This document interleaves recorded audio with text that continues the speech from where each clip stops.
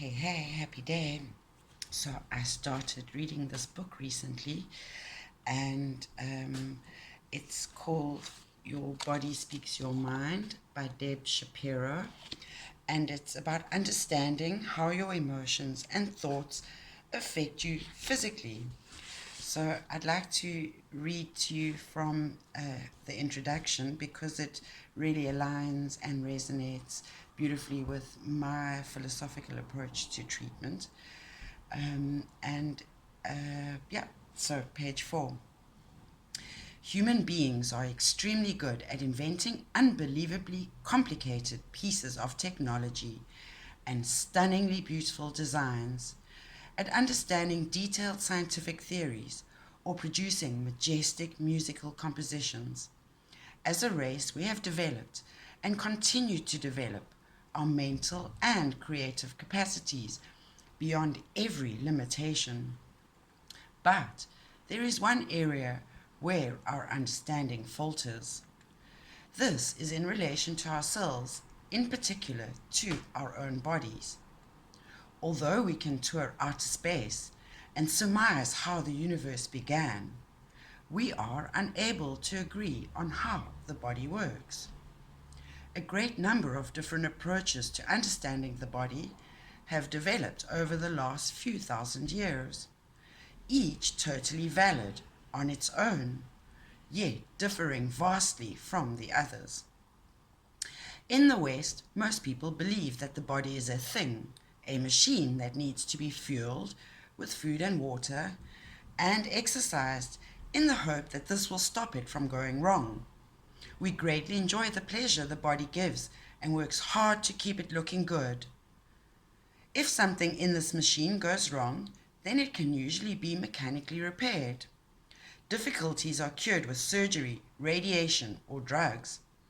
The offending part is cut out or eliminated with chemicals, and life goes on as before. In this context, modern Western medicine has worked wonders. It is extraordinary when we consider the breakthroughs that have occurred. For example, the development of antibiotics and vaccinations, laser surgery, and organ transplants, to name but a few. Medical science has saved millions of lives and dramatically reduced suffering. Modern understanding of the body machine and the ways in which it can go wrong is undeniably impressive. However, this approach does not always work. Sometimes the side effects of drugs cause worse complications. Other difficulties may emerge even if the original cause is cured. Or the problem might go beyond the bounds of medicine. There may simply be no available cure. For instance, illnesses related to stress are numerous, and the incidence is rapidly rising. Maladies, pause there a moment. I just was struck by the word structure, that it had the word ladies in it. So I went and found the definition, and I'm somewhat offended that such tragedy is associated with the feminine. But so be it. But let me just for fun. So the definition from various online dictionary sources for malady is disease or ailment, a serious problem. Any disorder or disease of the body, especially one that is chronic or deep-seated. Any undesirable, disordered condition, which can be social maladies or a malady of the spirit. So maladies directly caused by stress include migraine headaches, irritable bowel syndrome, muscle tension, and chronic fatigue, to name but a few. Modern medicine does not have a cure for stress, and as it does not acknowledge the influence of a patient's mental or emotional state on their physical well-being, no medical cures are available. Yet, up to 70% of patients visit to the doctor are for stress-related illnesses. In the past, a physician took into account not just the physical symptoms, but also the climate, race, sex, living conditions, and social and political environment of the patient. However, in the 17th century, René Descartes, not a French speaker, posited that the mind and body operate separately with no interconnection, thus rendering the body to the status of a machine, something that could be fixed by mechanical means. Western medicine was developed on the basis of this idea, but such a I'm not going to be able to say it, mechanistic approach left us with a void in our relationship with our bodies. As much as we may be able to apply corrective procedures to repair many of the things that go wrong, it is without a sense of living inside this machine or of any connection to the energy that makes it work. In the East, particularly in China and Japan, we find a very different approach. Far from seeing the body as a machine, people view it as an energy system. This understanding is far older than the Western model. It dates back at least 5,000 years and has proved to be extremely effective in curing illness and disease. Eastern medicine is based on detailed maps of energies, the meridians, that flow through the body. These maps chart the type of energy flow as well as where and how to access it. Each patient is also diagnosed according to the elements: earth, water, wood, metal, and air. Each element is seen as relating to specific functions in the body, and when out of balance can manifest as symptoms. Illness is recognized as an imbalance or blockage in the flow of energy caused by poor habits, stress, or negative emotions. Balance is therefore sought through adjusting the energy flow. So I do that as being a conduit for Reiki and intuition, to do metaphysical treatments, particularly massage, reflexology, as within, so without, and the body tells all its secrets when you know where and how to look. While Western medicine sees the patient as a machine, acupuncture, or related methods, so I'm going to focus on my methods instead of acupuncture, sees the patient as an energy system that is alive and constantly changing, rather than pointing the finger at outside causes when something goes wrong. They look to outside influences and the circumstances of the patient's life, mindset, and feelings, and how it all interacts.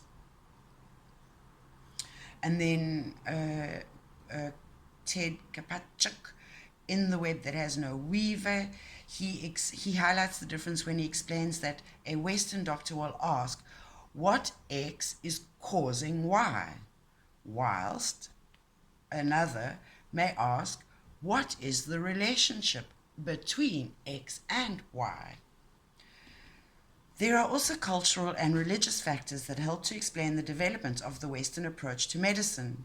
In early Christianity, the body was seen as something that threatened one's moral virtue. Lust and desire were unacceptable and to be repressed. There are wonderful descriptions of the early missionaries who went to persuade the wild and sinful people of Hawaii that they needed to be saved. In the blistering heat of the tropics, the missionaries preferred to stay dressed in layers of black wool clothing rather than expose their bodies to the sun and run the risk of exciting their lust. Surrounded by the brown and laughing Hawaiians, happily naked or barely clothed, many of the missionaries died from the heat and bacteria generated beneath their garments. For hundreds of years, the church was believed to own man's soul, while doctors simply looked after the body. This differs from the traditional Native American culture, where there is no separation of mind and form, and a doctor is seen as a doctor of the soul as well as of the physical body. Although he or she may have no formal medical training, the shaman or witch doctor learns how to interpret everyday events as well as the other world in order to understand the specific causes of illness. In other cultures, the body is revered as the vehicle through which we are able to develop beyond our personal limitations In both Buddhism and Hinduism, great value is placed on the preciousness of human life, in the belief that it is only in a human form that we can achieve true spiritual fulfillment. Sickness is seen as being both of the mind and of the body. For ultimately, both mind and body are limited, impermanent, and temporary. The medicine the Buddha offered, therefore, is that which leads to complete freedom beyond the bounds of the physical. Into this picture of the body as just a machine or as a vehicle for enlightenment comes another dimension. The last few years have seen a growing recognition of the direct relationship between the mind and the body, with the emergence of a field now known as psychoneuroimmunology. Big word that. This new understanding does not deny the organic causes of illness, such as germs, bacteria, or microorganisms, or that some illnesses are genetically inherited. At the same time, we all know that not everyone is in the office falls. We all know that not everyone in the office falls sick when the flu is doing the rounds, and that it's a disease and that a disease does not have the same effect on every afflicted person. It appears that our emotional and psychological states do greatly influence the onset and passage of illness, as well as our ability to heal. Medicine is beginning to see that the origin of disease cannot be spoken of without including lifestyle, diet, social milieu, the environment, and perhaps most interestingly, consciousness and the emotions, writes Mark N. Barash in The Healing Path. And I think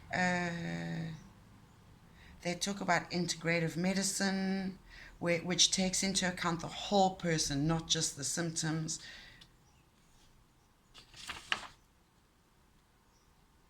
And then different practices. And it's all to enable you to develop a deeper relationship with yourself. That's partly what I try to do, connect your body, mind, and spirit, so that your body is no longer a stranger, but becomes a treasured and trusted friend. I sincerely hope that you discover the same excitement that I have found as you explore your body-mind, in understanding the interconnectedness of the many aspects of your own being, the interconnectedness between all beings, between all life, becomes clearer. Our world is built upon this interconnectedness, interconnection, relationship, and communication. May this understanding bring you health and happiness. So my blessings to Deb Shapiro in this book for helping me to express what I believe I'm about and what I do for those who still do not understand. I know it's a very new concept, but you really ought to embrace it because it's 360 and wholesome and holistic, and it's a magical journey.